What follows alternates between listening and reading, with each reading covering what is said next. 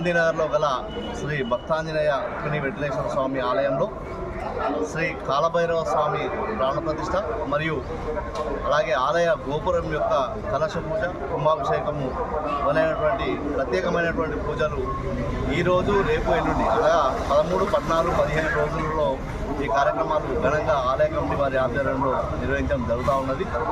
ఇక్కడ దాదాపు మన సిరిసిల్ల పరిసరాల్లో ఎక్కడ కూడా లేనటువంటి కాలభైరవ స్వామి విగ్రహాన్ని, ఆ స్వామివారిని ఇక్కడ సిరిసిల్లలోని మన గాంధీనగర్లో ప్రతిష్ఠించుకోవడం గర్వకారణంగా చెప్తా ఉన్నాం.